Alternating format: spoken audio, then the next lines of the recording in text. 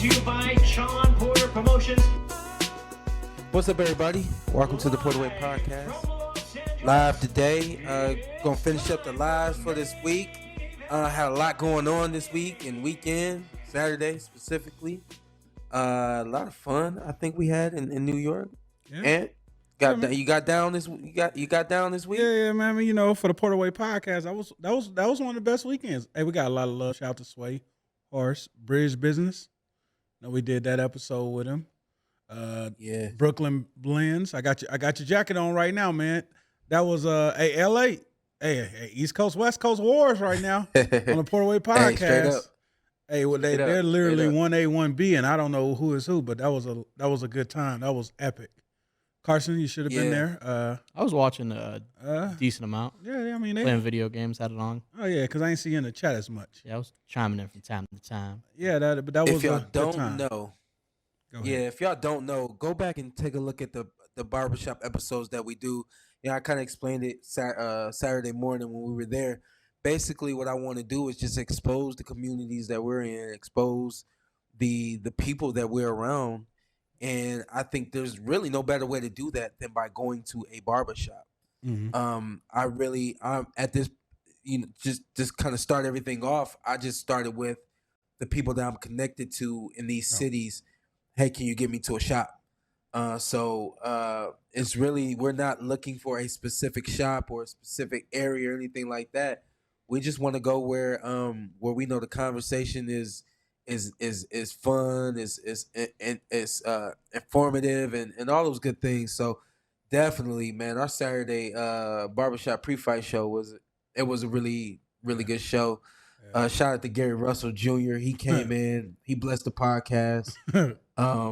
Dude called me in the morning, like 7:30 in the morning. Said, "Hey man, you up?" I said, "Man, who is this?" He said, "Sound like your breath still stank." I said, "Dude, who is this?" So he said he was gonna come through and bless the shop. I said, "We'll be up there about an hour and a half. Come up whenever." He said, "Man, I'm coming up, but I don't know if I'm gonna be there that long." We ended up doing almost 2 hours, if not 2 hours, and he was there the whole time. And like as we had said there, when you at the shop, you just all of a sudden you feel at home. All of a sudden you start walking out the door and you hear a conversation that you got input on, and it's like you end up staying a little longer. So we just really want to expose things, and what I want people to do is just go back, take a look at those episodes. We're gonna start clipping those episodes as well, and it's a lot of fun on there, and definitely with this episode. A lot of storytelling. You don't have to. Gary doesn't need a lot of encouragement to tell stories and get fired up. Like, no, somebody would make one comment there, and they'd be like, and then all of a sudden, 15 minutes later, he was on something. I was like, oh man. Yeah, I think me and Sean both had to draw him back a little bit. Like Gary will go off the chains real quick. Love Gary and love Shushu. Bruce Carrington. Yeah. He's Bruce. Like he's one of the just like nicer, most genuine dudes. Like. The few times I've run into him, and he's up there having a good time. Shows a lot of love to a lot of different fighters, and good dude. Yeah. What I like about Shushu is he's out to get it, and he has a path, and he's been around a lot of fighters for a very long time, and he's just always been motivated by fighters that he's seen, and then things that he's seen outside of the fighters that he knows personally. So. A lot like me, that's how I was. I kind of used everybody else's experiences and said, all right, yeah, that's what I want. That's what I want. And I just, definitely my dad was the main force pushing everything. But Shushu is a lot the same, where he's got a path and he's out to get it. And it's really only a matter of time. So, yeah, we had a good time. Shushu also strikes me as a guy that's not, and to be fair, he's still young in the game, but he doesn't seem like I'm trying to think like closed-minded to certain Carson, things. What's up, baby? What you doing here? So I was in the middle of a sentence. Let me just complete my sentence if you don't mind. Hold on, what you doing here?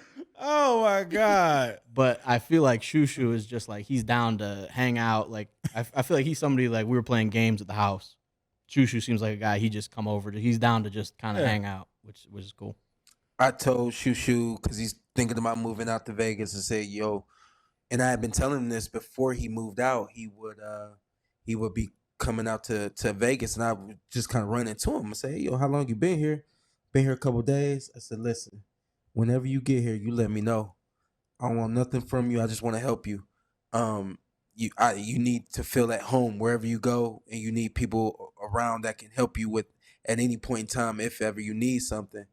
And so the last time I ran into him was at the Whole Foods, and I just said, I told him, I said, yo, didn't I tell bar you? at Whole Foods. Yeah, man. Carson's favorite spot. Yeah. Right, that's where that's where we linked that, Absolutely.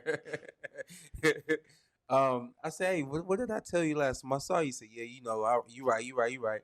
I said, the only reason why I'm telling you this is because this is what people did for me, and I'm giving you what people gave to me. So Who are some of the guys that gave it to you?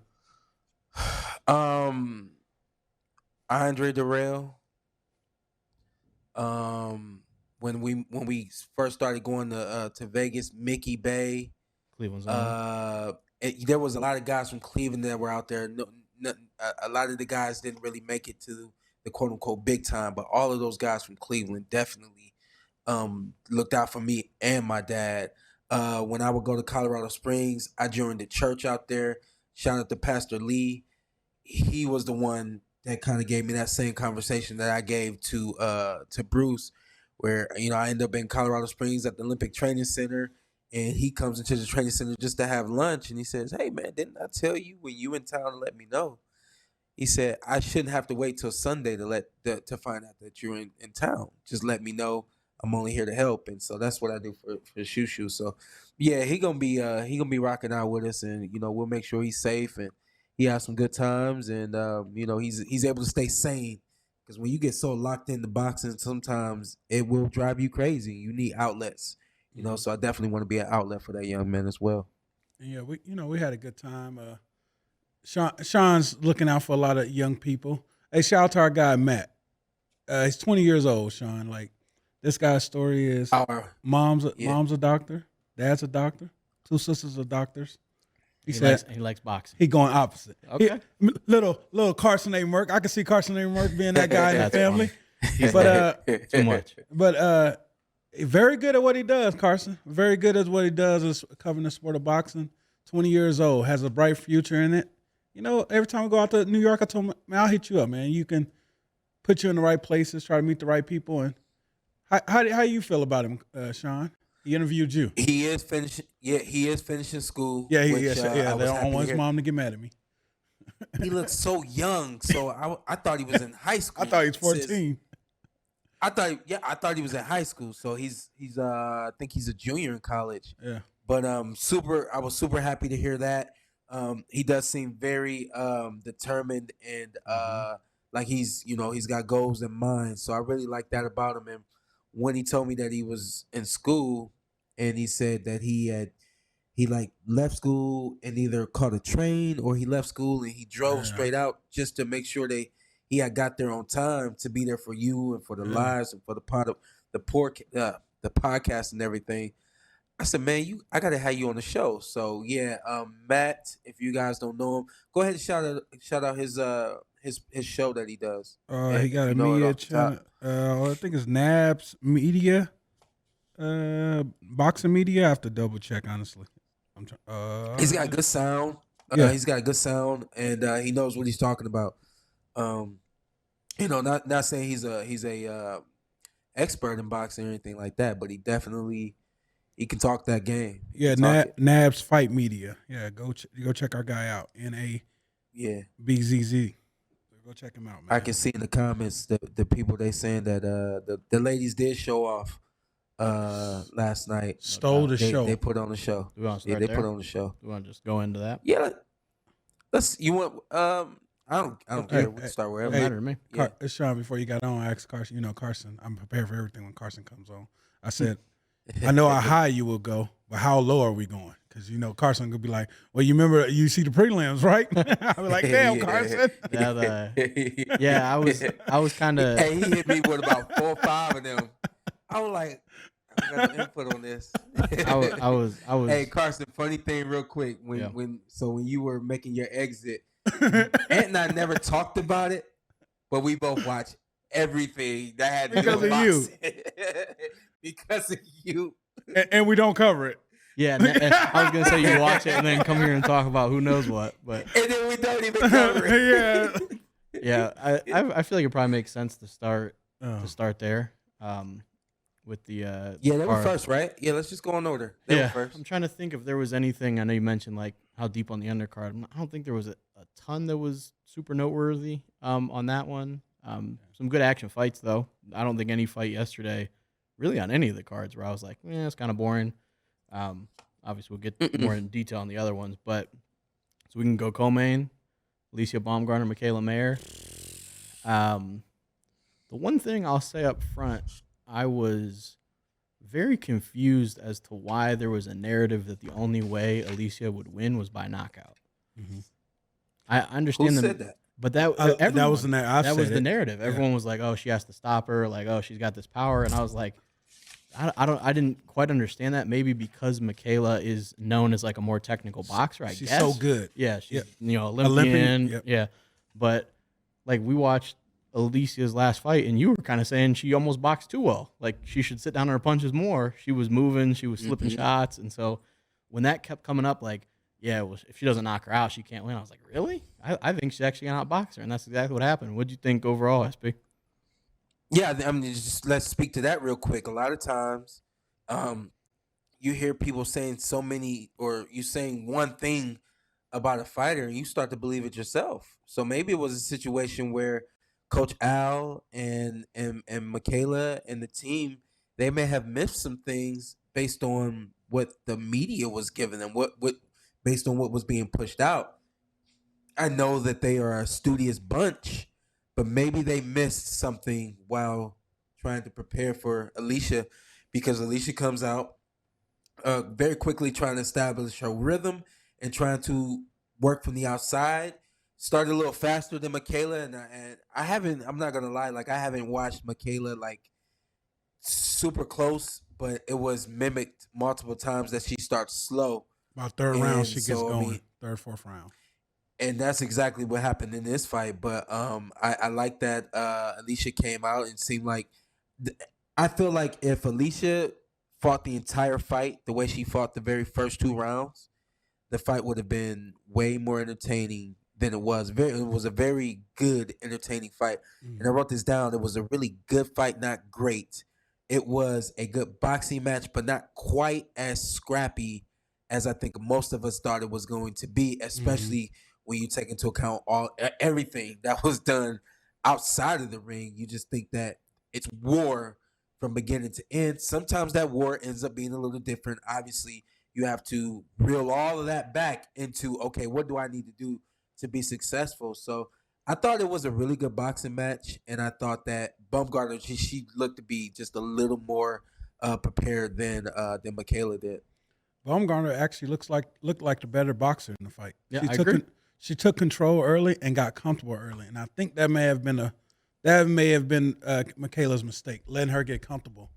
And she was moving around, landing the bigger shots. I think that was a big difference in the fight too. Don't get me wrong. Once Mikaela got going, the jabs was cleaner. They were there, but Mikaela was, when she had her moments, she took advantage of her moments. Combos, stepping to the side, stepping to the right, big shots. Then she cut her at one point in that fight.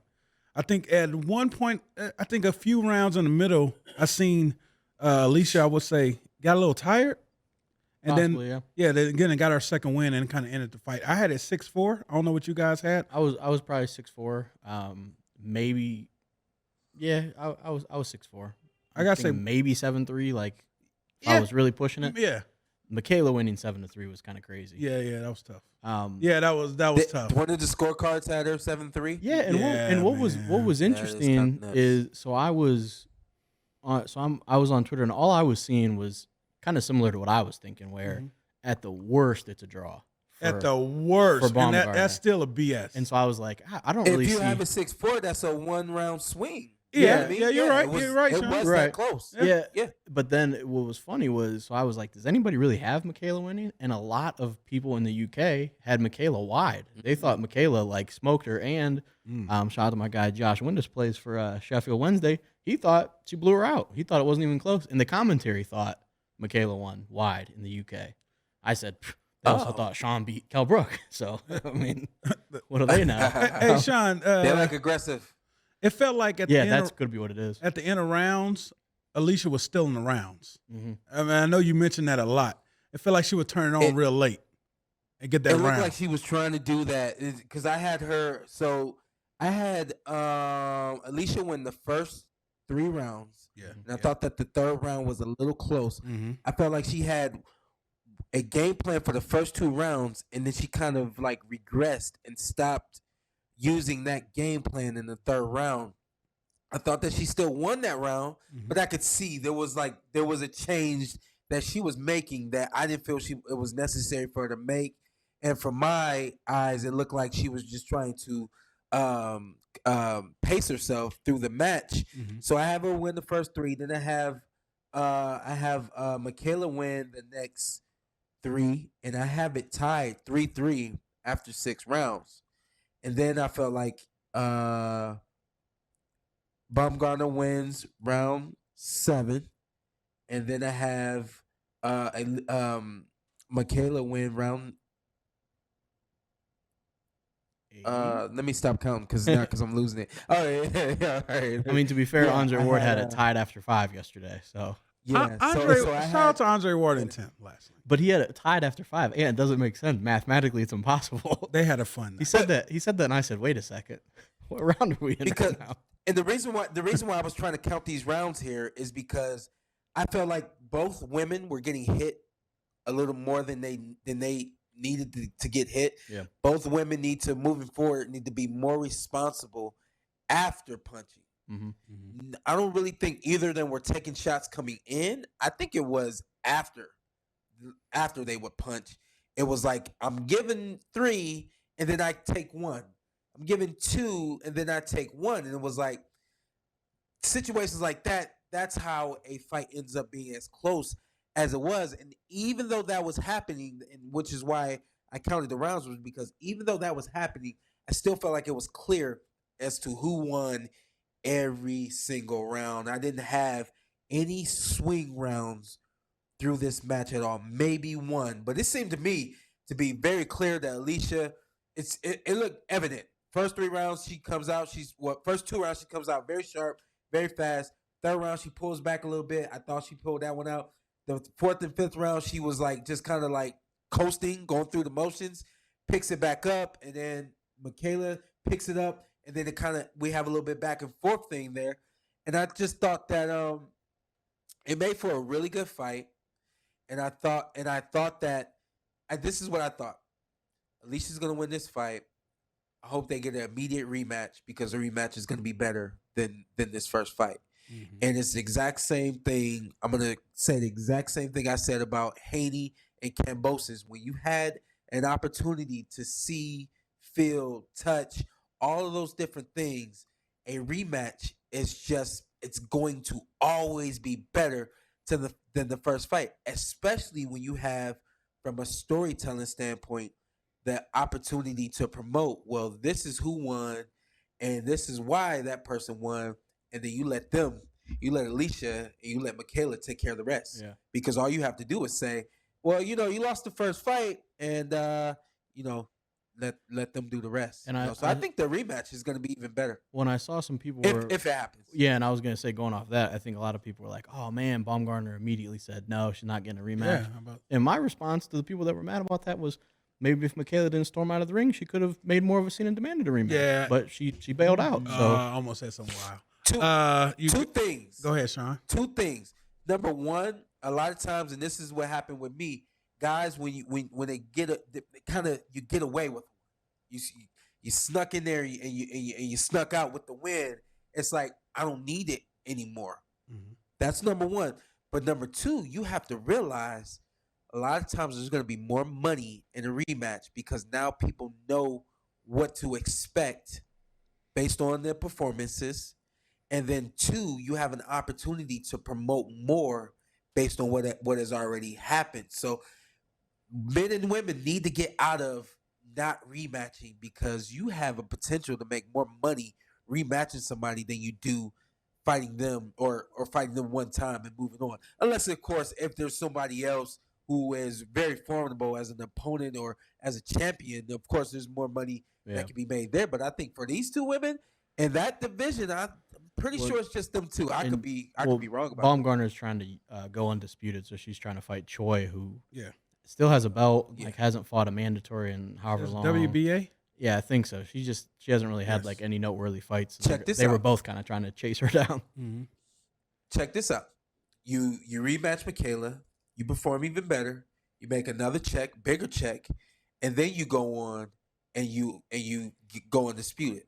Or you go on and you go undisputed right now, and then you rematch Mikaela. Mikaela has had time to get better, and she's had time to do this and do that. Now all of a sudden, all those belts, they go over there to Mikaela. So would you rather get this rematch now, while she's still probably licking wounds and still a little upset and can't wait to get back, and the emotions are running high and all that? Or would you rather her settle down, see you work some more, her work some more, them get better as a team, they come back and they take all your belts? But coming from a guy that, people always says, why don't you get a rematch clause? It's not that easy. Yeah, Sean. yeah, oh yeah. Hey, you might never see. She might never see Baumgardner again. Yeah, she might never get in the ring with especially, her. I think Baumgardner is just honestly, I think both of them are very marketable. Yeah, and extremely talented. I think if they push her hard enough, she could be the face of boxing for women. The looks, the style, the talk, the power. Yeah, the power. The power. Yeah, that's the difference maker. That power. She could do it all. Like if they push her hard enough, put money behind her, and do it the right way. I don't know how feasible it is, but if they could get Choi here somehow, like I think it was actually Lou DiBella mentioned, like maybe like Madison Square Garden, get her out there, Baumgardner to go undisputed. But if they could get that Carson, and then she can get Katie Taylor at 135. Yeah, so Taylor's at 35. If I'm Mikaela and the rematch doesn't seem likely, I'm probably just going to 35. Oh, you saying tell Mikaela go get that? Yeah, like if you're not going to get the rematch and you're not going to get the opportunity to go undisputed, why not move up? That's tough fights for both of those guys. Yeah, of course. Both of those women. Yeah, absolutely. Oh, that's a tough fight. And a good fight. Yeah. Hey, am I tripping when I'm saying, if you guys think about this, fight of the year, women holds 1 and 2. I'm going. We haven't got there yet, but I'm going Katie Taylor, Serrano, number 1. Number 2, Claressa Shields, Savannah Marshall. It was if it's not 1 and 2, they're definitely in top 5. Yeah, they're in that conversation for sure. Women had a good year. Yeah, absolutely. Do you want to just move into that? Shields and Marshall. Absolutely. How about let's just start with the walkout. Hey, that was all time right there. Yeah, the Spice Girls threw me off. Well, no, that was Mikaela. And go back. Mikaela, she threw me off. I was gonna say, yeah. And go back just a little bit to Mikaela, because I liked her walkout too. Yeah, that was clean. Spice Girls was good, but they got creative. Yeah. Claressa coming out, dancing, and David Banner and Little Flip on the song. I mean, come on now. He thought about coming back for a moment. He like, I could have danced my way out. And she had the choreography down. She had the Apollo Creed outfit, and I think it was. Correct me if I'm wrong. I think Franchon made the outfit. I don't know that one. I think Franchon actually made that outfit. Franchon Cruz, she made the outfit. Yeah. She was on, and she said something like, "I had to go pick up an outfit" or something like that. Yeah. So she's starting a line. And, okay. A fashion line. Yeah. And that's going to be a part of what she does. So shout out to Franchon. Absolutely. Hey, was that the first dance since Prince? Not seen? That was a good one. A lot of people were bringing up Adrian Broner. Oh, not like that. But his wasn't choreographed. It wasn't as excessive. Yeah, that wasn't. Broner, that I was, think he was just having a good time doing his. Yeah, hers was great. A lot of people were also shouting out like Apollo Creed, which that was kind of Sean, just wave right now. Just wave. Yeah, just wave. Do it. No, seriously. Yeah, wave. Man. No, people. There you go. There he is. Yeah, he appreciates it. He's shadow boxing. Hey, they appreciate. They appreciate it at the window. They was hyped. They was looking for you. All right, Wizard of Oz ass. But but that fight, man. Also, Savannah Marshall definitely has like some. I think Zittel actually mentioned before. Shout out to our guy Zittel. She's trained by Fury's uncle. You could tell. And Zittel, I think, brought up before that she has like some of the same mannerisms, like kind of like a little herky jerky as Fury, which is kind of funny. But man, that was a great fight, beginning to end. Yeah, I thought it wasn't. I don't think it was close, but it action packed beginning then. Hey, man, you know, I think I said 9-1 in the group. Yeah. I had an 8-2. I could have said 8-2. Okay. If she keeps her backs off the ropes, 10-0. Yeah, could have been. Claressa Shields keeps her backs off the rope, 10-0. You hear those sirens in the background. If it would have gone to Marshall, it would have been a robbery. Go ahead, SP. How'd you? I know you were doing a rehearsal at that time for the Fox card. Yeah, it was overall tough to reaction. watch it. It was tough to watch, but it was definitely entertaining. And I wrote this down too. I felt like we saw a sense of levels between the co-main event and the main event. Both fights delivered, but I just felt like the co-main wasn't quite as. It wasn't. It was a different level. It was a different level. It was a different level, and I felt like I don't know what it is, but I just felt like in the main event, Savannah Marshall and Claressa Shields both they boxed with this sense of professionalism, this sense of integrity, this sense of I'm here to win it all, and they displayed it. I don't really think the co-main displayed it not the way that they did.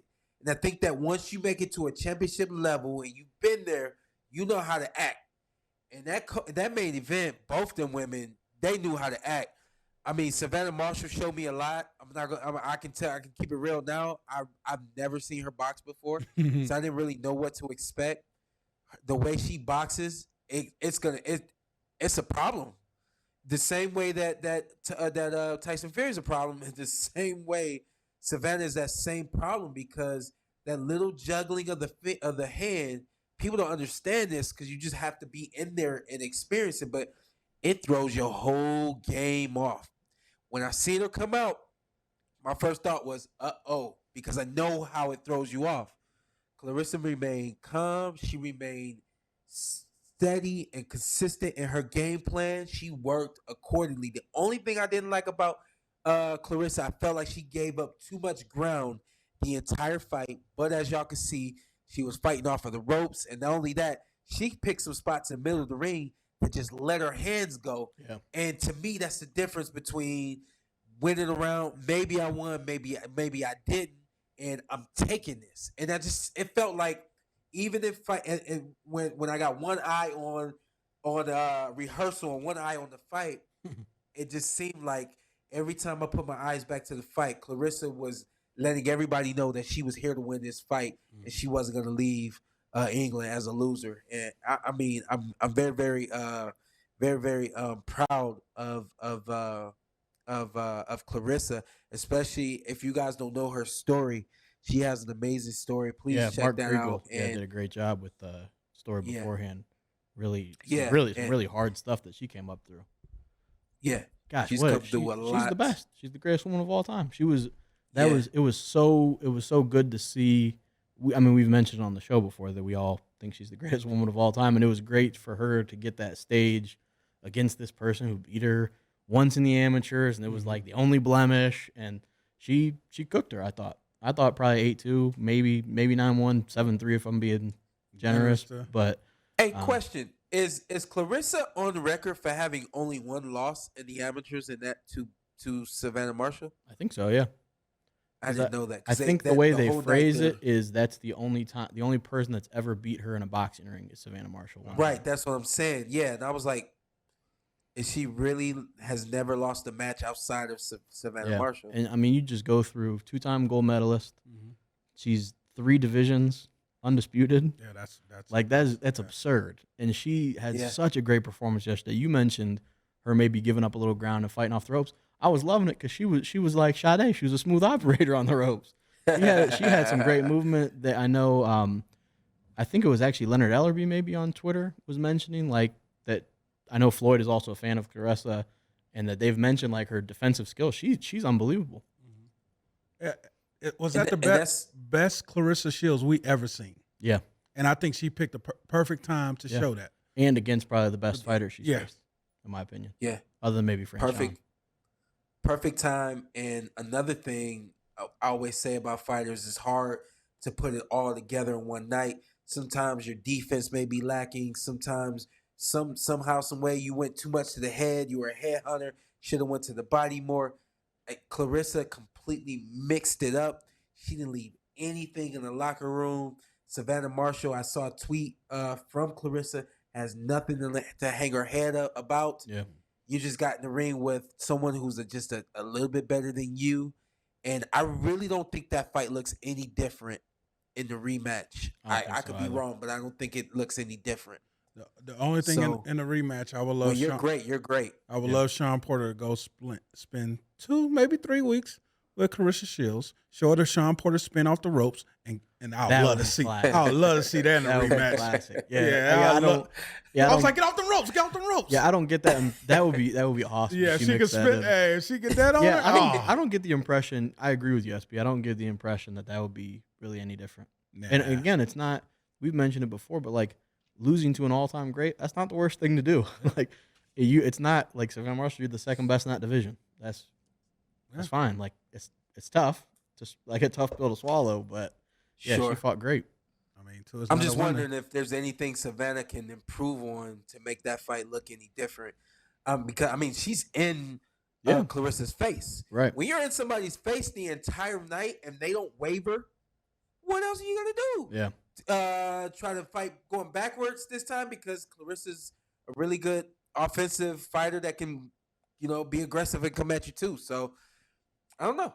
I don't think it looks any different, and I'm definitely I can honestly say I'm proud of women's boxing, and I've been on record for saying this so many times, but I knew about Claressa since she was a kid and all that, but to have a lot of women out there who can really put it down in the ring is it's special, right? Right now it's a special time and actually, boxing. That does remind me of another.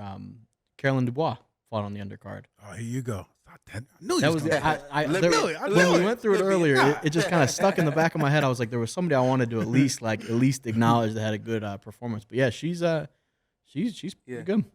She was an Olympian. She was a medalist at the games, right? Yeah, I believe she was a medalist. Gold medalist? That I'm not sure if she was gold, but she definitely. I'm not positive. She did well. What weight she's at? She's at lightweight, I think. She might actually be at 35, maybe. Okay. Which is funny. That's just the money. That's Dubois, Daniel Dubois is obviously a heavyweight, so they were like just kind of. Yeah. But no, she can fight. I kind of thought about this, and I know it's a little bit of a reach, but I kind of felt like this is the Layla Ali and Wolf fight that we never got in some respects. I could see where you'd say that. Yeah, well, I mean, just like both women being at the top of the game. Yeah. Everybody talking about them and wanting to see them, and rivalry. We don't need to kind of a nice little rivalry there and all those things. Yeah, it was a special night though. O2 over there was going crazy. And then moving from there. Why do they call it the O2? I think it's just the sponsor. I actually think the jersey I wore last week was an O2 Arsenal kit. Shout out to Thierry Henry. Yeah, Sean. Just like the Staples Center is now no longer called the Staples Center. Crypto.com.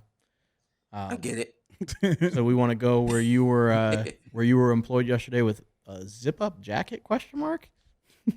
No, let's go with you want to go Haney? Talk about my flyness. Yeah, let's go to Haney. Okay. Yeah, he cooked them. If there's any fight that he cooked them with just more cuts. It was a lot of blood in that fight. It was a very different destruction, but it was the scores are actually even more wide in this one than the first one. Yeah, I didn't get to watch it. Did you watch the whole fight beginning to end? Yeah. Were you just tuned into that? How'd you do that? Both fights was on at the same time. No, I watched it this morning. I was kind of watching back and forth yesterday, and then went back and watched it today.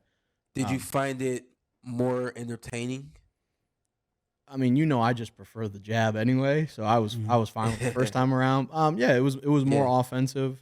Kambosos definitely tried some things. He was kind of switching awkwardly early on. I saw that. Yeah.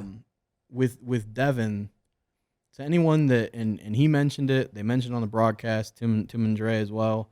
He clearly has power.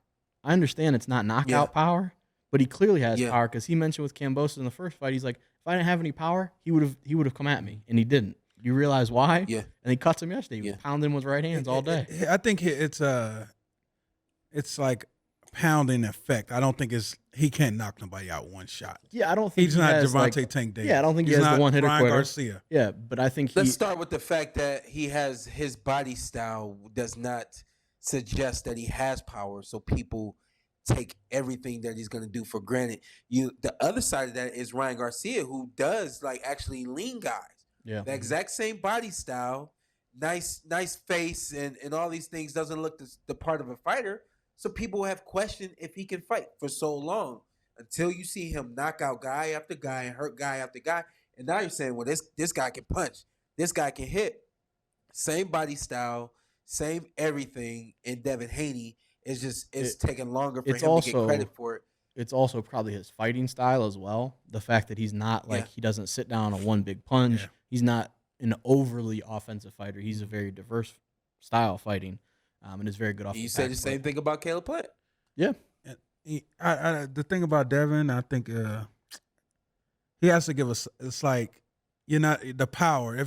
I know his dad complains that he's undisputed. He got all the titles, but you guys don't give him the respect. It's the era we live in now. Yeah. What have you done for us? I actually hate that. I know because what he. You also hate the WBA.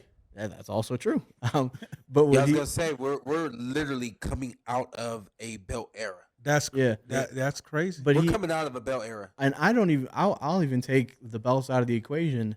He went after a guy that just beat Teofimo, who was the guy in the division, whether belt or not. He went over to his country, took whatever contracts, signed with Top Rank, signed with he did what he had to do. Went over there, cooked him for 12 rounds.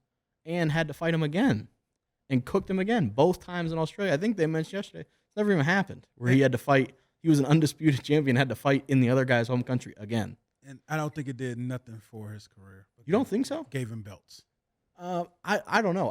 I just look at it differently. I still want to see Tank. I still want to see Ryan before I see him. Really? I'll even take a Shakira a little bit. Really? But I still want to see Ryan. Obviously I want Tank is the guy. Yeah. You can get mad that you can call his belt fake. I don't care. Tank don't care. Tank can throw that belt away and show up and sell out the Barclays. Yeah. He can sell out the Staples. That's Tank Davis. That's what he does. That's what. What do you make of the kind of the landscape with where Devin Haney's at right now? Undisputed SP. Yeah, I think this did everything for his career. Think so? I agree. I respectfully disagree with Ant wholeheartedly. I think he needed this. I think he needed to mollywop a guy in another sparring session. Who took everything from one guy. Yeah. And to basically, because you can be claiming I'm that guy, but nobody knows unless you get put in with another guy. So Devin had been, hey, show me love, show me respect. He went and got the guy that took everything from Lopez, who was the guy after taking everything from. I just think I don't have to go around that whole circle, but. Yeah, I did everything for his career. He is on an entirely different level now because the belts commanded.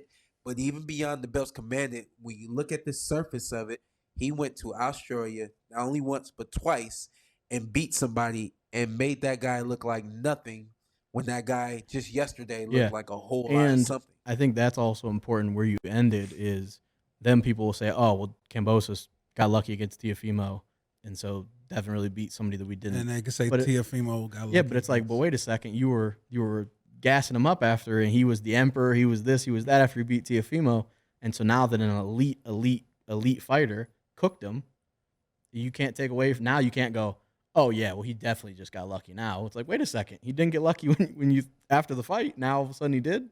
And it's just not like I'm hating on him, but it's just like the error with the belts. If he goes in there with Tank, he's the B-side, clearly. Yeah, but I think is that the only guy he's the B-side with? Shakur maybe? Ryan Garcia, he's the B-side. Yeah, those are Shakur Stevenson. I think he's still the B-side. But are Ryan and Ryan and Tank maybe the two most popular boxers, two of the more popular boxers in the game? I mean, you got a lot of guys up there. Yeah. Well, he has all the belts. There's only a couple, maybe 3 or 4 undisputed? It's not a lot in the game. Maybe. Right now at 135, let me remind y'all that you got now Shakur Stevenson, you got Devin Haney, and you got Lomachenko. Yeah. Outside of those 3, everybody else is gone now up to 140. Yeah. Yeah. So those, I think respectfully in order, I would probably say Shakur, even though he just moved up. Then I don't know. It'd be an unbelievable fight. I'm not sure that's next. It's a lot. It's neck and neck. Yeah. It's a lot of talent. I mean, yeah. We could throw them all in the ring and never know who's gonna come out. Yeah. Yeah. And Lomachenko. Between those three, and let them fight. And don't forget about Carson's son. Well, and Carson throw his son in there and tag anybody up. Loma. Well, you know how big of a fan I am of Loma, but also, I don't know. There's somewhat of a narrative that like, well, now Haney has to see Lomachenko, and it's like, not really. Yeah. What did Lomachenko do to earn that? Like, you know how big of a fan I am, but what did he do to earn that? Who he fights next? Lomachenko? Devin Haney. Devin. So Lomachenko, could be possible. Yeah. He fights in 2 weeks against Jermaine Ortiz, which I think he wins. Was he dance? Probably. Yeah, he's been known to. But yeah, I think that he wins that. I that's probably feasible. Maybe Haney Lomachenko next year. Be a great fight. That's a hell of a fight. Devin's a big 135 man. Yeah, that's a hell of a fight. Yeah, Devin is a smaller 135. He's still squeezing in. Yeah, he's still squeezing in, and he's still making it work. I think he's got a little bit more business that he wants to handle at 135. Yeah. And credit to him, move up. I know a lot of people. There was a lot said about him looking. His face was very sunken at the weigh-in, and he completely dried out. Made the weight though. Yeah. So yeah, if you're gonna criticize fighters for not making weight, you better give him a lot of credit for making the weight. And I think with that Devin Loma fight, that's an exciting fight. And hell yeah, Devin better come to dance. Loma better come to eat some jabs. Yeah. That'd be really good style matchup. I think Devin, no matter who he fights in his next fight, I think he becomes a star after his next fight. Yeah, especially if it's any of those guys we mentioned. If it's I got Loma, Shakur. You got a clip for you guys. Oh God. Check. Okay. Okay. This is like Stone Cold. What's this? All right, we're on weight. He told me to go out and get this for George. It's the art of war. So if you can hand it to him over there. Sure. Because we want him to be well prepared and not misinformed. So that's fine. The book, The Art of War. I was so excited and they presented about that. They presented that to Kambosos right there, and you saw Kambosos push it off of the table. A little disrespectful to Sun Tzu, but in this sport, there has to be something outside of the ring that gets everybody talking, that gets everybody's attention, and that makes everybody say, "That was good," or makes everybody say, "I wonder what he's gonna do next." When those guys have the ability to do that right there, which is just be so passively aggressive that it was very aggressive. Yeah. But so passive and so fun and so, witty and things of that nature. It's only a matter of time until somebody else he gets in the ring with and they really expose what they can do in terms of being characters outside of the ring and have that WWE type of sense of entertainment that everybody, especially out there, is always looking for. Yeah, and I think it has to come from the fighter. The dad can only do so much. Yeah. In your case, your dad talked crap. Nobody cared about that. They knew Shawn Porter's respectful at the end of the day. Yeah. And that's what we're getting. It's got to be the fighter. Yeah. The third party can only do so much. If Devin just gonna come in there and perform, that's what Devin Haney's gonna do. Yeah. Be a world champion, be a star, that's what he does. I thought that was hilarious. I also I think, and we can kind of close on that if you guys are good with it. Kudos to Bill Haney. I think he did a hell of a job as a trainer. He had a completely different game plan, and Bill's his trainer, so kudos to Bill. Yeah, hey, shout out to George Kambosos getting hella paid for sparring. Yeah, and he also I was gonna say Kambosos was just very respectful afterwards to Devin Haney. He was like, "Hey, he's a special fighter. Like, I came in, I did what I thought. I didn't leave any stone unturned. He just beat me." He seemed like Shawn. He came out to fight more. The moments I looked, he came to fight, but it just it was levels. I knew it was gonna be that way, and I didn't. Honestly, I didn't want him to touch Devin and change anything that Devin's got going on. Yeah, at the end of the day, I have a job to do as a broadcaster and things like that. But there's certainly guys that I root for without ever saying a word, and Devin's always gonna be one of those guys. All that being said, I just really want to give Devin his roses right now because I've seen pictures of Devin at like 8, 9, 10 years old, and he's walking to the ring with Zab Judah. And he's been in the gym with Mayweather so many years. This kid has had this exact dream and this exact goal for so long. And Carson, how old is he? Is he 22? 23. Yeah. He's 23. To be 23 and have it all right there for you. Congratulations to Devin Haney for really just accomplishing his goals and not veering off of his mission. And it's the boxing is just so hard to do in the boxing game. And that's why I'm speaking this way, because I've seen so many guys veer off, and when they try to come back, it's just not the same. It takes a special person to have a specific level of focus and determination, and Devin has it. Do you, and to close on Devin, you obviously know him, I get the impression that he's a sponge. Like you mentioned, being around with Zab Judah, obviously Yoel Judah, Floyd, sparring with you when he was young, sparring with those guys. I get the impression that Devin is somebody that absorbs all of that knowledge and uses it. Am I accurate in stating that? 100%. He is a guy I would describe as loving the sport and always taking advantage of every opportunity that the sport is going to give him. There's guys who make it in this game because they're just so athletically superior. There are other guys that make it in this game because they're such hard workers that they get there. You know, Devin is one of those guys that loves it. And when you love this sport, all of that stuff is just at your fingertips. And as long as you love it, you're willing to do almost anything that it takes to get to it. So that's why he's going to go as far as he's gone. That's why he's gone as far as he's gone. And he's going to go so much further. Yeah. Now, word from our sponsor, BetterHelp. It can be tough to train your brain to stay in problem-solving mode when you're facing challenges in life. But when you learn how to find your own solutions, trust me, there's no better feeling. A therapist can help you become a better problem solver, making it easier to accomplish your goals, no matter how big or how small. And taken from me, from someone who has always been good at solving problems, always been good at trying to figure out how to get through something, when I faced a challenge, immediately I went to a therapist. And my therapist helped me become a better problem solver, helped me manage my emotions and also my mental state as well. Trust me, in order to be great, you need a team. Enhance your team today with BetterHelp. If you're thinking of giving therapy a try, which you should, BetterHelp is a great option. It's convenient, accessible, affordable, and entirely online. Get matched up today with a therapist by filling out a brief survey, and you can switch your therapist at any time.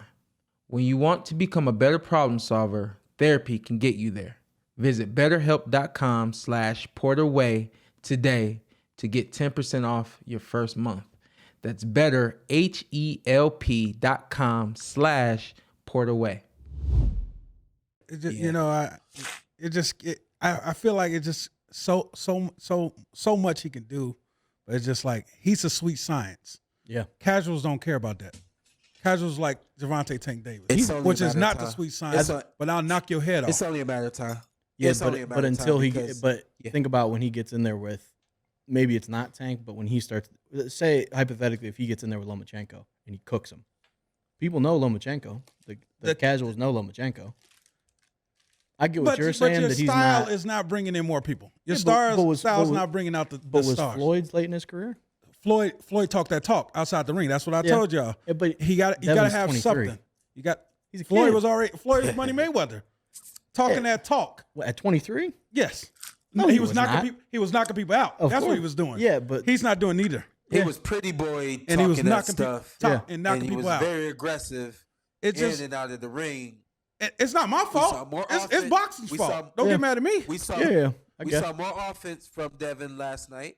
Yeah. And as long as he gets putting guys that who are at his level and are going to come forward and come get him, we can get more offense from him. It'll come along and he'll be more crowd pleasing for anybody that doesn't like what they see from him so far. And Shawn, I'm gonna ask you not to speak on this because of business wise, but last night pissed me off about boxing. At that moment when it went from Dirrell to Wilder, at that moment, put on Devin Haney on TV. Vice versa in another country. Like, that is the problem with boxing. Stuff like that would help the game. But we butt knuckleheads and we butt heads. Shawn, don't speak on this. But No. I can speak on this. You can? Because it bothered me. Yeah, because I was thinking, why am I watching this on my phone right now? Why are people in the stands huddled up around Anthony's phone watching this? Yeah. You're not supposed to. I was at when I first started inside PBC Boxing. I'm doing the show. I don't know if I ever told you this, Carson, but I always say I would refer to Carson as Mr. ESPN because before you get a notification from ESPN, yeah. We record the show, and I refer to my friend as Mr. ESPN because this we get a cut. We got to do that over. They come out, they talk to me, they say, yeah, you can't. You used another network. You can't do that. I said, what? I didn't even understand what they were telling me. That's funny. They had to break it down. They had to break it all the way down. They said, you said ESPN. You can't say ESPN. I said, what are you talking about? They said, Shawn, you said your friend was Mr. ESPN. Yes, you're talking about your friend, but you said ESPN. You can't say another network on this network. What if they would just? And it's just how it goes. What if they would have bleeped it out? It's just how bleeped it goes. They were like, "Yeah, my friend, Mr." Yeah. So, but it goes past the boxing, and it goes into now networks are also involved because if you're not making us money, then we don't want to expose you. Yeah. Same thing with boxing. If you're not making us money, we don't want to expose you. So, no, I agree 100%. You shouldn't be in the Barclays, and there's a big what do they call it? Jumbotron, whatever they call them, right there above you, and you can't watch what's going on the other side of the world. That's just ridiculous. But it's kind of it's like the difference between that and the NBA, the NFL. Yeah, there they own it, so they can show other things. That's why you go from one game.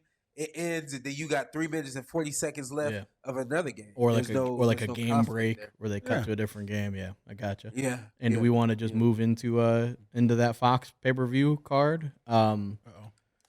Anything undercard stand out? I don't know when you got there. Why you say what do we think? I got there for Vito. I was gonna say Vito fought Michel Rivera. That's what he said. Anything of note for either of those guys? Hey. Best fight I've ever seen from Rivera. Okay. Best fight I've seen from Rivera. What about him stood out? Like what I saw from him. Everything. I mean, he was running his hands. He was, I think, more offensive than I've seen from him since he's been in the States fighting on Fox. He just looked so sharp. Everything was. You see that uppercut he kept landing. I mean, everything was pinpoint accurate. And then he's up against Perez, and I thought about this, and I'm going to go ahead and say it. Because I thought about it. I'm going to go ahead and say it. Remember a couple weeks ago, we were talking about ESPN putting together in Top Rank. We talked about Top Rank putting together some really good competitive fights for the young guys. We were saying, yo, these young guys are supposed to be A-side, but they're up against some really good opposition. I felt like that when I was watching Rivera versus Perez last night. I said, yo, they took a page out of Top Rank's book, and they put this kid in the ring with somebody who can really fire back. And it was a really good competitive, one-sided yet competitive fun fight to watch. Anything for Vito? He won. Vito, I was watching the Cleveland Guardians take down the Yankees. I was just arriving, so I just walked in and I seen he got the victory. Seemed like it was clean. Yeah, like it wasn't even a problem. He's right there from getting on the pay-per-view.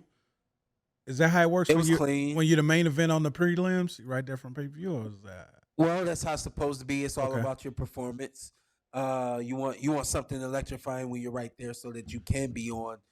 So that a situation with Russell and Vito, there's a flip. You want to have a really good, exciting match, so the next time you're the one who's on the pay-per-view portion of the night. Why is Vito at 154? Because he's a big kid.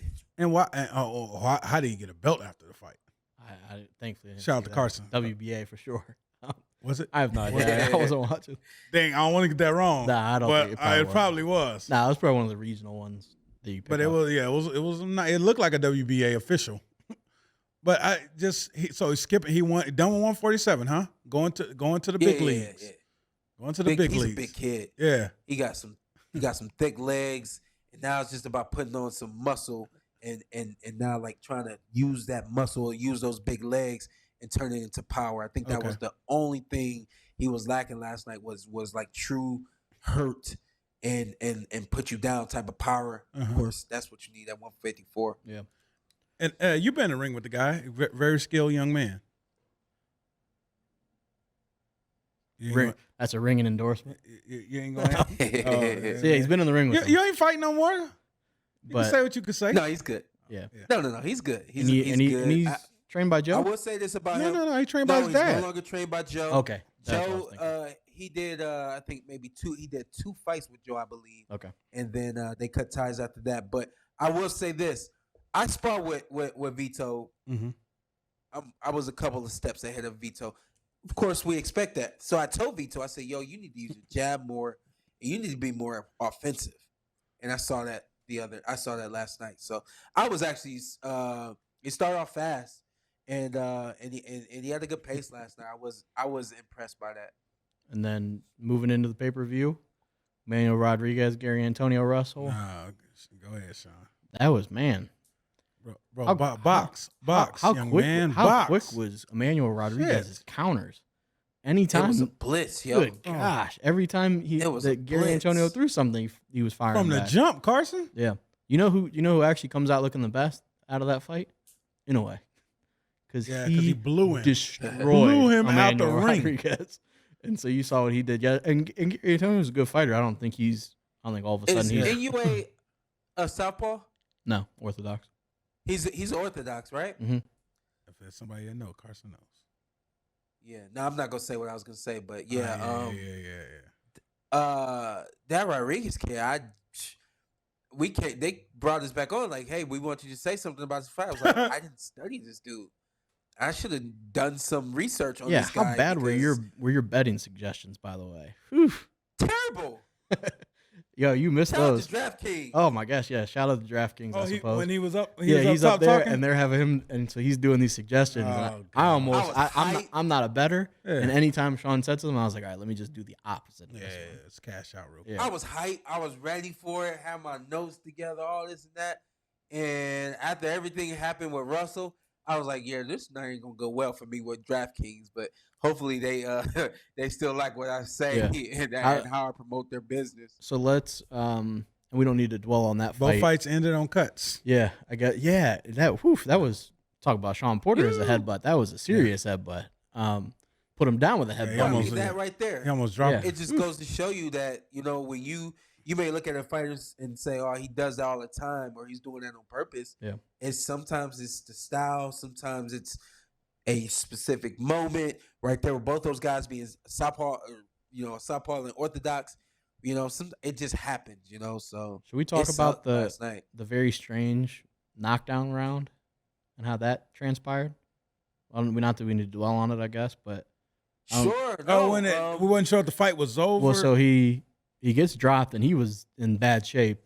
He gets up, I think they said about 8.5. Yeah, and I couldn't believe the ref let that go. When he ends up kind of counting to 10 anyway, gets him to the corner, but the bell hadn't rung. So there was technically still a second. No one knew what was going on. And then he keeps, and I think it was his wording that was confusing, but he goes, and you obviously didn't see the broadcast, but the ref was saying he gets his minute.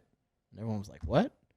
And he keeps repeating, yeah, he gets his minute. And everyone's like, what are you talking about? It's the round. Round's over, yeah. But the bell didn't What ring. are you talking about? Yeah, but the bell didn't ring, so the round wasn't over. So they needed technically to do like you bring them together, wipe his hands off, time in, ding. Bell rings. And I don't even think the bell rung. It didn't ring at any point. And then they had an issue with the bell or the round, like the next round, the clock didn't start correctly, but that was a mess. Benji didn't make and Benji got dropped too early last night. Benji got dropped. Did he really?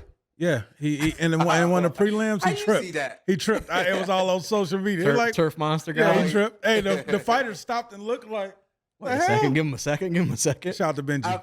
I've never lived the life of a ref. I've been in maybe at a convention. I've been in the room where they've given like a seminar to referees and judges and things like that. But I basically just kind of go off of my experience. What I believe a ref should do, I believe a ref should be verbal, then physical. What I mean by that is you say break. If the guys don't move back, then you step in and you move them to the side. You get some refs in there that go in there, they slapping arms. What the hell? And I mean, everybody's trained differently. Saying all that to say that Benji needed to be extremely verbal and specific in this moment. I gave him his 8 count. He beat it. Go to your corner, round over. Yes. That's all. But when you've never been in this specific situation, you're in a lot of ways you're like a fighter where something is happening and you're just reactive. Yeah. And you really don't know how to kind of work your way through it and think your way through it. Then you realize everybody's looking at me. What do I do? And you kind of get stuck. Yeah. You know, anytime you see a fighter and you're like damn, like why isn't he? He gets stuck. And it's a moment you have where you just get stuck. And that's what happened to Benji. And so, yeah, I mean, let's fast forward past it, but let's rewind back to when Jack Reese faced the exact same situation and he called off the fight. Jack explained it like this. The guy got up, he beat the count, but I have to look at it as if there's 10 seconds or more left in the round. What decision would I make if there's 10 or more seconds in this round? Would I allow these guys to continue knowing that he's hurt and could potentially get even more hurt, which is why the situation where the bell rang actually, just rewind real quick, they should have rang the bell. I don't remember what fight it was. This was 2019. I thought he was talking about his fight at first, and I was like, no. He's like, oh yeah, that fight with Jack Reese. I was just like, okay, go ahead and cook. I'm not sure what you're talking about. Know, yeah, go ahead. Well, I'm gonna just let you guys know that this exact situation happened. Number one, they rang the bell, which is what New York was supposed to do last night. They should have rang the bell. You don't stop the clock. You let the clock run. It runs, and you ring the bell. Mm-hmm. But beyond that, what Jack explained was, hey, I know that even though the bell rang, if it had been 10 seconds more left in the round, I could not, in my good conscience, let that fight continue. So I would have called it off. Even though the bell rang, I'm still calling this fight off. Whether he's right or wrong, or whether Benji was right or wrong, I personally felt like the fight should have been stopped. I felt like, especially with as limited as we were with communication from Benji, everybody felt like the fight was over. It seemed like, hey, this fight should be over, you know? So I think that's one of those kind of gray areas in officiating where you really don't know what decision you should make. And so you kind of just go with instinct. And Benji's instinct led him to letting Russell continue. I can tell y'all right off the bat, other refs are trained a different way, and they would. And one ref that I know, Jack Reese, would have actually stopped that fight. And I think a lot of people felt like the fight should have been stopped at that point. What about y'all? I wouldn't have been mad if it was stopped because it did look like he was in pretty bad shape. But yeah, and then I mean he continues, and I also people were kind of questioning the ending of the fight. I didn't. That was weird. I think it was the crowd. We were lost. I think it was an orbital bone issue. Oh, is that what it was? From the headbutt. Sean got something to say. Did y'all see? It felt to me like Rodriguez let Russell live. Did y'all get a feeling of that at all? That he kind of like he pulled back and he wasn't aggressive. Maybe almost like he was letting. I thought Gary Antonio actually probably played more of a part in that. I think he maybe put his foot to the pedal a little bit, so that maybe Rodriguez wasn't comfortable. I'd like to hear from Rodriguez what his mindset was at that point, or what the corner said at that point. It looked to me like he actually like pulled back and was like, "Hey, we have this win officially. I don't need to hurt this guy anymore." I mean, it's possible that he just thought he had the win, which I think he did. I'm not sure if Gary Antonio won maybe a round. Yeah. So yeah, maybe it was just he was going to go into kind of coast mode, but then the headbutt. And I mean the prediction before the fight started. I mean, obviously we know 14 seconds last fight it was over. Even when talking in the barbershop, it was like he's supposed to get that victory last night, right? Russell. Yeah, that was. Yeah. He's the up and coming guy. You know, you put him in the ring with somebody who's been in the ring with NUA because of that resume. You want to add that to your resume. You know, so that plan definitely backfired. Yeah. And then the next fight, Frank Sanchez. Yeah, it was something. It happened. Hey, if Frank could have got my man to stay in the ropes, he would have had the knockout of the year. The way he put my man in the ropes, it looked like Martin.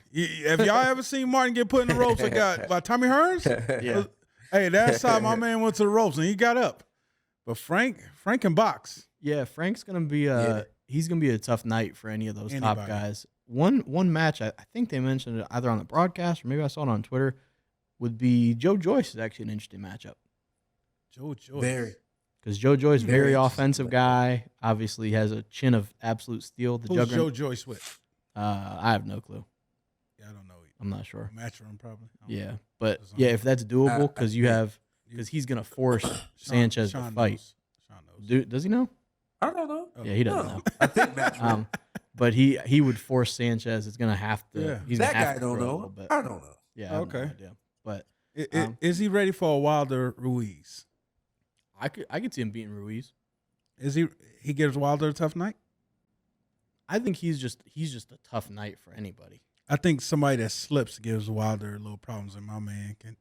That's an interesting fight. Yeah. I just The only two elite guys at heavyweight that I think gives Frank a problem, Frank a problem, is Alexander Usyk and Tyson Fury. because they're boxing. Wow. I think those are the only two guys that give Frank Sanchez a problem. You skip somebody. I'm not sure Deontay doesn't lean him, but That's the thing. Yeah. Sanchez, I haven't But- seen but- his chin tested. But Deontay's not giving Frank problems. Frank's giving Deontay. Yes, I see what you're saying. There's a difference. Mhm. Yeah, there's a difference. So I agree with what Carson said. Frank gives everybody a problem at heavyweight, Yeah. but there's only two guys that can not only handle him but give him problems, and that's Alexander Usyk and Tyson Fury. Okay. Yeah, I'm not sure we didn't need to really dwell on that fight because it kind of was what it was. Would you Yeah. you be I both? was wrong on DraftKings again, so Yeah, there's per that. usual. You beat both of those guys. Frank Sanchez will box his ears off. Frank Sanchez his opponent last night. I'm not messing with Frank. All I right, can't cool. mess with Frank. What about the other dude? You leaning? What about the other dude? Dirrell. What about the opponent? What'd you do to the opponent? Man, come on, let's keep going. So what's the co-main? Co-main. We had 6'8", Sean. Ant the dog and Caleb Plant. Yeah. Oh man. Kind of a nasty fight. A lot of holding, a lot of pushing and pulling. There was actually one moment where I think the commentary gave Anthony Dirrell, like they kind of thought he caused it, but Caleb kind of pulled him down. Yeah. Like on the replay, Caleb's arms are both around Anthony When Dirrell. he DDT'd him? Yeah, he like brought him down. They were like, "Oh, look at Anthony Dirrell." And I was like, "Wait a second, I'm not so sure about." Shout out to Caleb Plant. Y'all know I've been killing Caleb Plant for the last 2.5 years. I came up as a Plant one day. Yeah. Sean, you wasn't there, but I showed up to the broadcast as a Plant. Yeah, you wasn't there. Shout out to Caleb Plant because Ant did something. I guess it must be an Anthony thing because when I play sports and you was out talenting me, then I'm gonna take it to another way and try to break you. I'm gonna talk crap. I'm gonna get dirty. Ant did all that, and Caleb stayed locked in. Mm-hmm. Caleb, like, I got to get past you tonight because I got a bigger mission. And Caleb was on one last night. I didn't see Caleb sitting down on a punch. I just saw Caleb boxing Ant ears off to a victory. But he sat down on a punch and landed a big shot. And God dang, you talk about a big shot. yeah, That boy. Might be knockout of the year. over the year. Yeah, shout out to Caleb Plant. Hey, bro, you doing your thing, bro. I apologize, man. Ant saw that. Knockout of the year. Yeah, very knockout true. of the year. Yeah. What did you think overall? Who, SB? Sean? Who would have thought that? Who would have thought he would get knockout of the year? Lovely. That boy Works him was to the a level. body, feint to the body, and goes up top. Also, before we go to USB, to add on what Ant said about staying composed, and the big thing was Breadman in the corner. He was like, "Forget the booze." So Who his cares? name's Breadman? Stephen Edwards. They call him Breadman. Okay, all right. Okay. I was like, I'm not going to say Breadman. I seen him. All right, cool. But he kept saying in the corner, he was like, "Who cares? Like, it doesn't matter. Mm-hmm. Them booing, who cares? Stay in your game. Don't let it, get to you." What did you think overall, SP, on the fight? Hey, Sean, would you be pissed at me if I admitted to you I started a couple of boos? Did you? I've started booze at And fights I before. don't mean just like Caleb. I was just like, come on, man, y'all got to fight. Oh, I thought you were talking about me. No, it was me. Oh, I thought you was No, At I one of start- Sean's fights? starting booze at No, my no, fight. no. Yeah, Last night, I was leading the charge I over there. booed the Crawford I fight. heard booze a couple times. I'm like, yo, why are you booing this? Why'd you boo it? They wasn't doing nothing. I ain't seen no activities.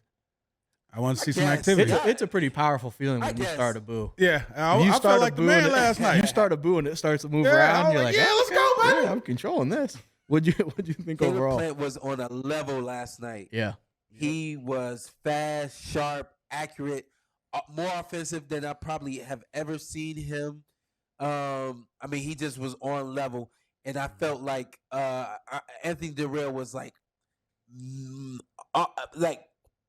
maybe a little less than a step behind. He was just a little bit Every less than time. a full step. Mm-hmm. It was he was swinging and missing, and it was like if you throw that a split second sooner, you're landing something, and that just goes to show you it's a kind of a testament to how sharp Caleb Plant truly was last night.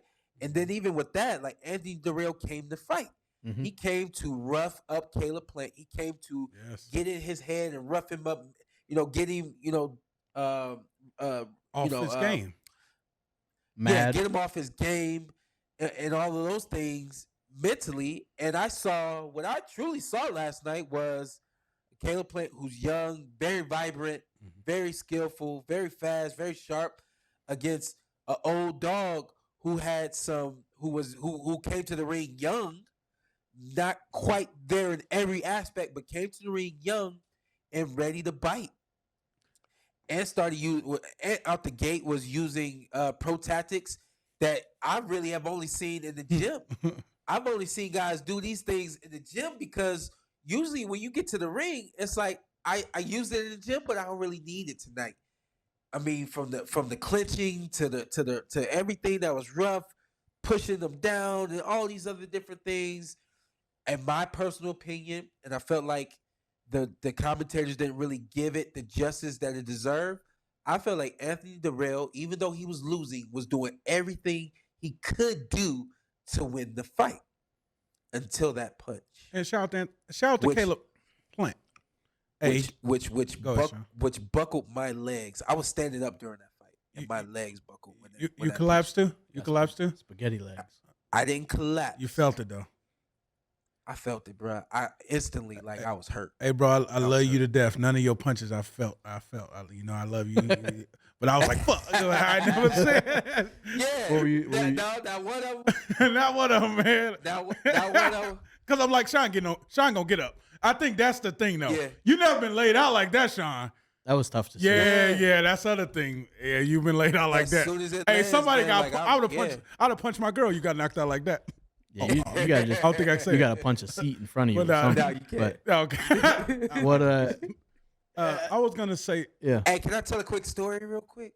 No, should I leave this? No, I didn't open the door. So there was a fight last night. In the crowd. Oh yeah. Hey, Sean was In right the next crowd. to it. Right next to it. And my producers keep coming to my ear. Don't worry about the fight. Stay focused. Stay locked here. We need you here. Stay here. Keep talking to the camera. Just keep talking to the camera. They don't know what I've been through. New York, most recently. Oh yeah. Sean. At Tank's fight where you know where I was sitting at, right, Ant? Yeah, I see. Hey, bro, if it went down, I was coming up there. We was gonna get out of there. I got you. Me and EJ got you. I wasn't too far from you, actually. So, long story short, Carson, where they sat us is right there at the entrance of the Barclays. So when everything went down a few weeks ago, everybody comes running back into the Barclays and storms right there where we are, where our desk is at. Yeah. So there's a fight going down behind us. And my thing is, last time we heard that it was guns on the premises, this and that, and it's and security takes so long to come and get there and all these things. I'm like, it's only a matter of time before we live, and I don't give a damn, and I just get off of it, get out of my seat. They was do what rumbling. I gotta do. They was rumbling. It was rumbling. So it was one fight, ended up becoming two fights. They separated the people, and they took one fight outside, and they separated them, but they left them outside. They bring the other people that was fighting out, separate them. Now you got another two fights because they done left people out there, and now they're fighting out there.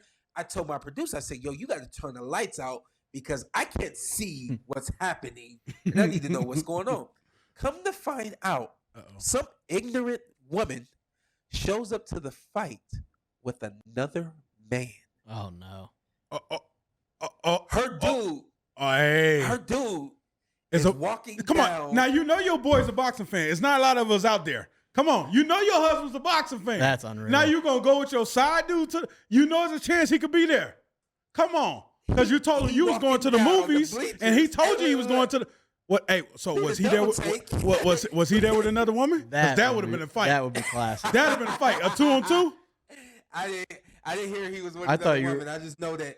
I just heard he locked eyes with her and let off. I'm not gonna lie. I thought the whole story you were gonna say they were fighting below you, and you just hit the swanton bomb off the top. Like, hold on for a second, cut the camera off, and went Jeff Hardy flying off the top. But no, but I was on the edge because they get a pass. They get a pass last night for the Rumble. I ain't mad at you. So back to the fight ain't mad at that in the one? I ain't ring. mad at that So one. back to the fight in the ring. That was actually our intermission. We actually got that one in the end of Caleb. So just give you a heads up. And yeah, I guess one thing, just I'm curious on what you guys thought because we didn't discuss it. I didn't love the celebration. I'm gonna lie to you. I didn't appreciate it. But it is what it is. Like, I'm also an Ant Dog fan. Yeah, of course. Yeah, and I think we all are. It's like, come on, bro, get out. Like when the ref grabbed him, I was like, yeah, grab him. Don't do that to Ant Dog. Yeah, that was actually funny that Harvey Doc did grab him. Hey, shout out to Shawn Porter. Harvey Doc dropped to my list. Hey, I'm not a fan of Harvey Doc because of Sean's story last week and just watching the fight. I'm like, Harvey, we're already not getting action. I don't need the double push because he be on it. Like, you was watching it? Yeah, I was watching. I was on him last night. Yeah. So I told you, like, refs are trained differently, and he was trained. He's trained to get in there. Like I said earlier, like some refs are just physical. Just tell us to break and then let us box. But he gets in there and he's real physical. But they were also. I thought he did the right thing. They were also, to be fair, They were a little maybe rougher than they needed to be. But what were you saying? But on I did agree at the end when Doc goes over and tells Caleb, hey, stop. Yeah. That particular action that he was doing hits home because of the situations that you do deal with in the sport of boxing. Yeah. So that one right there, I'm all about a celebration, but that specific one, I just think because it's just a little overboard. Be fired up. Yeah. And I understand there was a lot of animosity before the fight. He had the shirts coming in, coming out, but I think he couldn't let it go, Carson. Yeah. So it's just like, and also put his ass in the dirt. Yeah, I'm also not like that competitive. Don't laugh. That's what it was. But he has that, adrenaline. I've never probably been on that level, so I'll give him maybe a pass on that. Is what it is. You never tackled nobody and did that? No. Especially that. I wasn't trying to tackle anybody. Oh, okay. You were Deion Sanders. Okay, all right, Carson. But yeah, it was just a little much for me. We've talked about before. Even the cutthroat's a little much for me sometimes. I'm like, Carson. You're right. Carson loves the cutthroat. No, I don't like boxing. the cut. Oh no, when do I like the cutthroat? I just thought you always. No. He liked it when the Undertaker does it. Yeah, I thought it was a little much, but big time performance from Caleb Plant.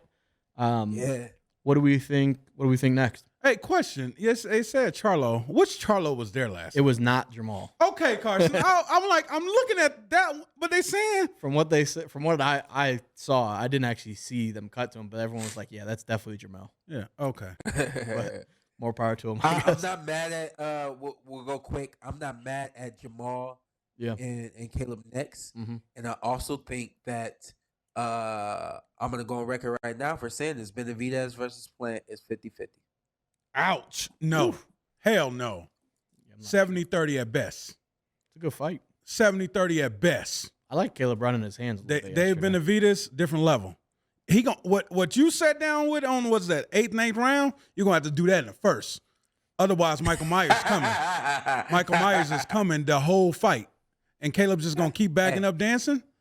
Michael Myers is coming the whole fight. And it's either speed makes power. It's either kill or be killed with David Benavidez. Y'all know I love David Benavidez. Makes power. True. Hey, chill out. And I was wrong on every DraftKings promo I did last night. He missed every pick. I'm gonna call y'all soon. I hit on the last one. Okay. And we're shout all- out real to Amal. We Real all bold prediction there. Amal, Amal was there. He said, "Yo, great part about it is you've been no wrong all night, but if you get this one right, it wipes away everything else." So It doesn't, but okay. I respect them all for saying that and building you up. But So he gave me confidence in Yeah, the moment. I He made respect me that. feel good. Yeah. who you like, Charlo or David? so I think Plant and Benavidez is probably one of the most desirable fights in boxing. And we won't get till 2024 Yeah, I don't imagine that's next. with no boxing. I can't think of somebody outside of Charlo that makes sense for where Caleb is, because Caleb is very clearly he wants the top guys, and Charlo wants the top guys. Benavidez wants the top guys. Yeah. There's not that many. Yeah. There's not that many top guys in the division, so You're right. You're kind Yeah. of running out Yeah. of them. Yeah. Like Anthony Dirrell is right there. And they all Right below want to end up at Canelo's doorstep. The only guy that I think you can throw in there that maybe doesn't get mentioned as much is David David Morrell. Morrell, but Morrell. I'm not sure where he really falls into that mix. But Yeah. I think Charlo makes sense next. That would probably be the one I would like to see.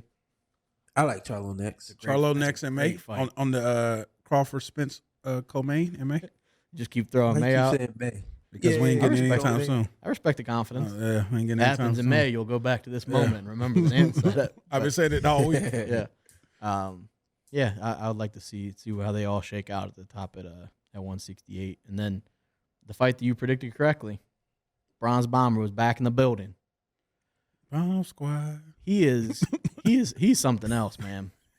You can't sing it. You can't sing Oh, it. And you I can't was- sing it that softly. I ain't want to scare Carson. Yeah, please don't scare me because I would have pissed myself. But Deontay Wilder, he is something else. That power is something else, and he is.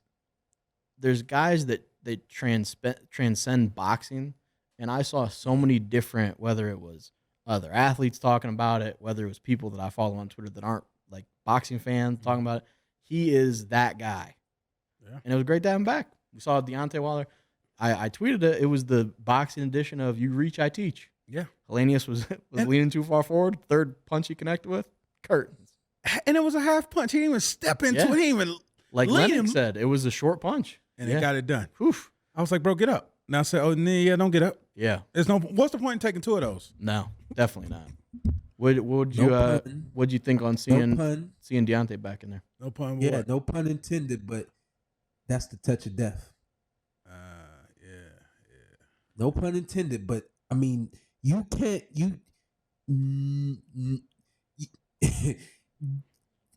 It's impossible to do what Deontay Wilder did last night. That was the touch of death. Because to throw that punch with no trajectory whatsoever, to throw that punch with no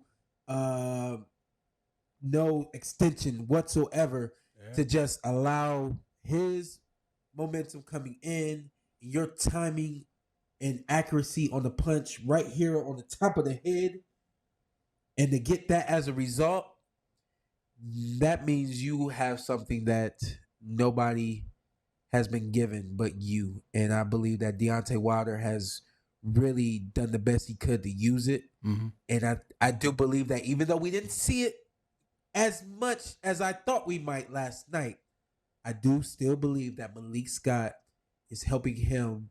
He's creating a weapon that should have been created a very long time ago. That's what I say about Deontay Wilder. I do have a quick little highlight of I want to show it because what I wanted to talk about is I thought that no matter how long this fight went, we would see everything that we needed to know about Deontay Wilder moving forward. Can we show the clip real quick? What we see is him boxing from the outside. We see long punches, only a few that were thrown, but we see the long punches, but we see him, he said, I want to be mobile, agile, and hostile. And he was mobile, agile, and hostile. He was very confident, very poised. I liked how relaxed he looked in the ring. This double jab right here, nice little straight jab right there. And that was all we got of the highlights, but we could see that he's been working on some things. And no matter who's in the ring with him, he now has a game plan in terms of this is how I operate, you beat it. And I think his fights with Fury, he was too reactive. He never really was on the front foot and in control of Tyson Fury. That's Tyson Fury. I don't think there's anyone who can control Tyson Fury. But moving forward, outside of Frank Sanchez, I really don't care who it is in the ring with Deontay Wilder, especially Anthony Joshua. I love that fight. I think that Deontay Wilder now knows he's found his identity. He found what he wants to do beyond being a big one-punch knockout artist. We got that last night, but I think if that punch doesn't land or that punch lands and it doesn't have that effect, we still continue to see Deontay move around the ring, use the ring, set up the jab, set up the 1-2s, and eventually he was going to connect with something big. For Deontay and going from last night and then going back to the Fury trilogy, there's situations in sports and in life where somebody does something and you think, oh, okay, I can probably do that too. Like you see somebody we go to Sky Zone, somebody does a flip and dunks the basketball. We're like, oh, okay, he did that. I can do that too. And you try it and it's like, oh, it's not that easy. Like Fury, what Fury did, I think Helenius was like, okay, I'll press him. He pressed him and he got laid out. So I think what that does is A, shows how good Tyson Fury is, and B, it shows how damn good Deontay Wilder is. Like he's that good. And he said it after the fight. He makes the heavyweight division shake. He's the guy. Hey, shout out to Deontay Wilder. You know, we see him around sometimes. He got security. When you walk around with that, you can drop Deontay Wilder in the middle of a war and it's like dropping a nuke. He's coming back alive. Like, bro, you don't need no dang security. You walking with a walking nuke. What did Cameron say? Bodyguard for what? I'd rather shoot. Like Deontay Wilder, like, man, he's unbelievable. Yeah, it's like he could literally, like I told Sean, we know. We spoke on here. I wanted him to get some rounds in, but it's like, bro, I could be boxing, but if I accidentally, because it's like he didn't fully extend it. What if I you made a caught mistake and threw it. I didn't mean to throw it. Yeah, wait a second. That's hilarious. But I made a mistake and I threw it. I didn't mean. It's like when you're throwing a pitch, like trying to, and you like try to bring it back. You're like, oh, it's too late. Yep. And as hard as he worked in camp, which we heard over and over and over how hard he worked, you don't need to go in the ring and have a hard night at work. Mm-hmm. All you need to do is go in there, do your job, remind everybody who you are. I'm going home. I'll see you in a couple months. Yeah. Don't let 6 months go by without getting back in the ring. Deontay Wilder this October, you still need to be back in the ring by January. Okay. Don't waste everything that you've done in preparation to get to that fight. You use that fight to catapult yourself into the next fight. And I really, even at this point, especially with him saying, hey, I want 3 more years, I want 6 to 9 fights. If you put on big performances, we want to see you against the champions. We want to see you reclaim your position as the king of the heavyweight division. But if along the way you decide to be patient and just get in the ring with whoever's available and whoever says they'll get in the ring with you, I'm completely fine with that, because the thing I don't think he's really considered right now at this point is that was an easy night against a C+ level fighter, B- level fighter.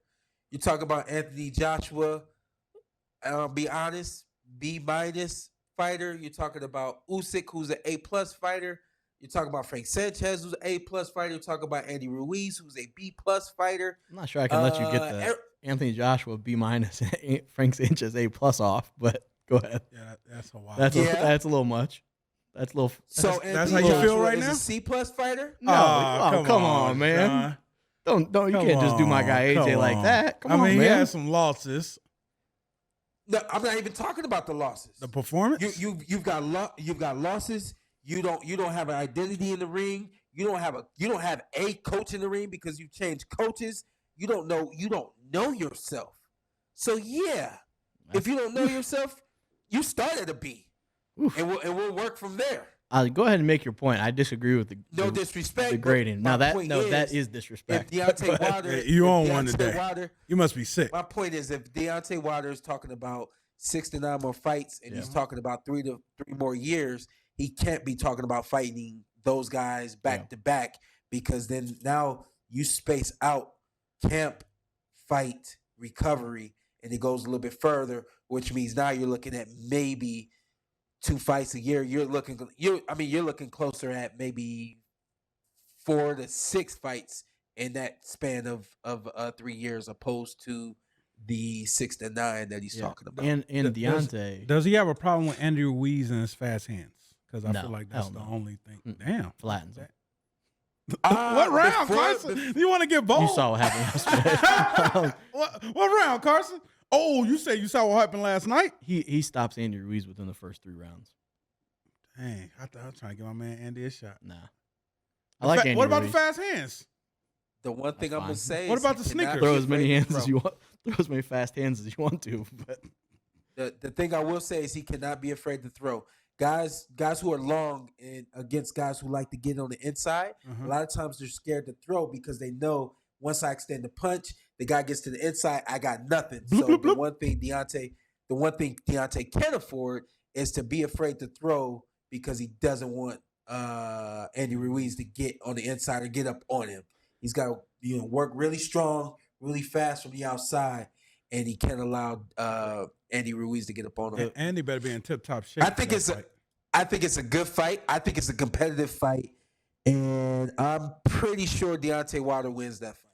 I think the good thing with Deontay, going to what you were mentioning about not holding out for the top fighters, is whether he fights any of those guys that's in like the top 10, nobody's going to be like, I don't really want to watch Deontay Wilder fight.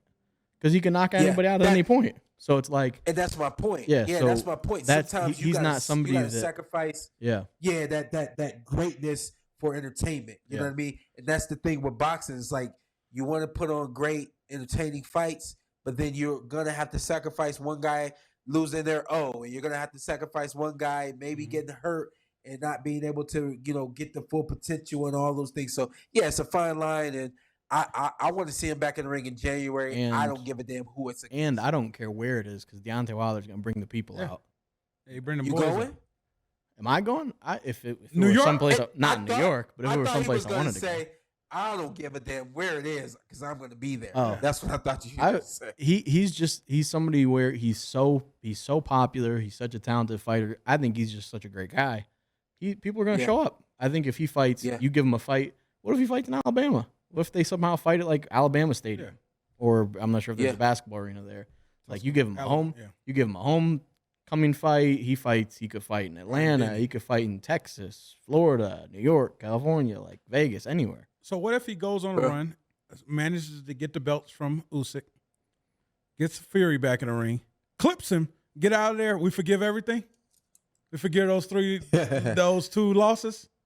Because if I'm him, I'm a Juan Marquez to Manny Pacquiao. I'm out. You'll never see me again. I got my payback. Yeah, you do because what And you, he could what do you that. do is you say, hey, you had not reached your potential when you fought Tyson Fury all 3 times when you fought them. Now, yes, you're a little older, but now you've reached your full potential, and at your fullest potential, you beat Tyson Fury. You are great. You had a moment where you weren't great. You reached greatness exactly where you needed to. Congratulations. Go sell off in the sunset. Even a couple other guys. This is the PorterWay. Oh, is that it? No. Yeah, that's not it. I was gonna say, but in the other ones like Chisora, Dillian White, like really any of those guys. You're telling me you don't want to see Deontay? I'll take him against any of those guys. We're letting Fury fight Chisora allegedly coming up soon. Third fight, huh? If I'm being honest, here we go. The one thing that does worry me is a fighter with a busy work rate, because I don't know how Deontay would handle that. I don't know how he would respond to it. I think no matter how high the work rate is, just takes one. It could be a half of one, as we seen last night. Yeah. Have we ever seen Deontay Wilder? I know we're running long. Have we ever seen him get a knockout with an uppercut? Not that I can Have remember. we ever seen him? Yeah. Did he drop Fury with an uppercut? Possibly. I don't remember. Yeah. Guys, answer in the comments. Because moving forward, I really do think that, you guys with higher work rates, you got to have the full arsenal. I like the footwork I saw yesterday. It can't be just I think if somebody has a high work rate and they're coming at him, he just creates enough distance. Luis Ortiz, somebody said. Was that up? That was that when he I don't sent know. them back to The Lala? last one, the last fight was a right hand, straight right hand. Yeah, Ortiz won uppercut. Fair enough. Oh, okay. I was gonna say he's just got power, man. I don't give a damn what hand or what punch he's throwing. He's just got power. Yeah, I was gonna say, like, I do appreciate all y'all in the comments. I know y'all be y'all end up just kind of conversing. Yeah, if he with cooks y'all everybody cooking else. back. No, he's saying If he I'm cook, not cooking nobody. every I'm episode just- he says I do gets you guys in the every time comments. I want to. doesn't get you guys in the comments. I don't.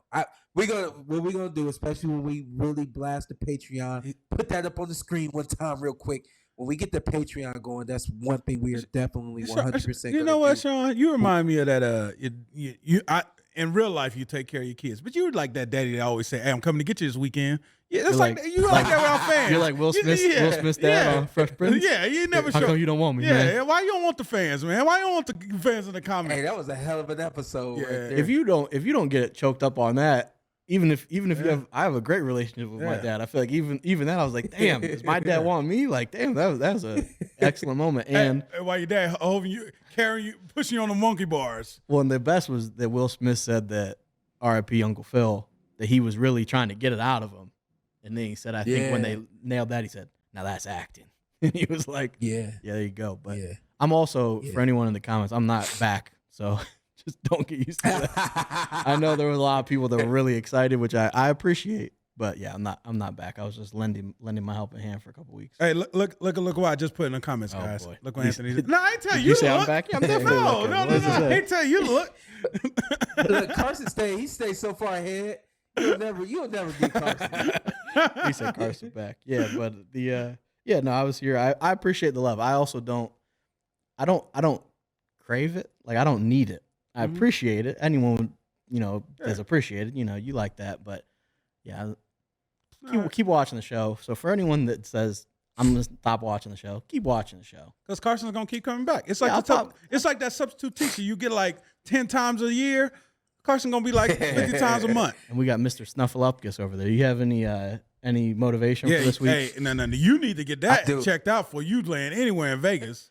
And also, happy early birthday. Oh yeah, it's your Birthday birthday coming up. When's your birthday? Thursday? Somebody gave me Allegedly? a Bible yesterday for my birthday. Well, I don't think it was for my birthday. I think they knew they were gonna see me and they gave me a Bible. I thought that was love. Was it like a new edition of the Bible?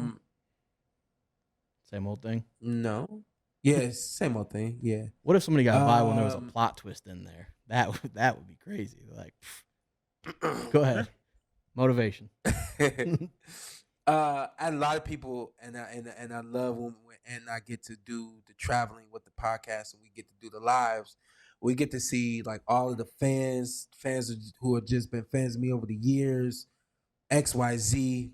The question that was asked yesterday during the barbershop show was, would you ever come back? I said no. They said, what about Floyd? If Floyd offered you something for an expedition? I said, I really don't think so. And everybody said, what if the money's right? We already know the money's going to be right. I really don't think, I'm like 99.9% sure I'm never going to get back in the boxing ring. And Ant and I make So up I got the other Gary 0.01%. That's why I told him in the box. That's why I told him. I got Gary Russell right here next to me. He said, that's dumb. Yeah. I'm sorry, but that's dumb. And it's because he knows where we come from. I did this my entire life. Yeah, I could train for 8 weeks to probably now it would take me 3 months and get ready for something and go out there and do it. But I don't want to do that, right? The other side of this whole story is I had so many people walk up to me recently, this week, today, yesterday, last night. Everybody has said, we really appreciate the motivational messages that you give at the end of your shows. Even along the way, all of the guys on the show, we pulling stuff from everybody. Thank you for creating this podcast. Somebody said last night, you don't understand. It's black guys like me that we need this. And I thank you for kind of leading the way and giving us opportunities to see something positive. And so it led me to today's conversation I'm having with somebody again where was kind of complimenting me and thanking me for the things that we do on the podcast. I said, that's it right there. why would I come back to boxing when I have an opportunity to live in my purpose daily, weekly, doing this podcast? If I leave this podcast to go train for X amount of weeks, there's no telling who may need a motivational message at the end of one of my shows to get them through the end of the week, or get them through the week that they just had, or to get them through the week that they're about to have. I am living in my purpose. I love what I'm doing with my life. I love my life in general. I love everything I've been able to accomplish, everything that I've been able to do. And one of the things I love most is that I've really been able to touch people and touch hearts, touch minds, affect people in a positive way, whether that was in the ring, on this podcast, on the streets, whatever the case may be. I'm extremely content with my life. I have no intentions on coming back to the boxing ring. I really do appreciate when people ask and they contemplate and they try to, convince me that I should come back. It's all fun, but at the end of the day, right now and forever, I intend to live in my purpose.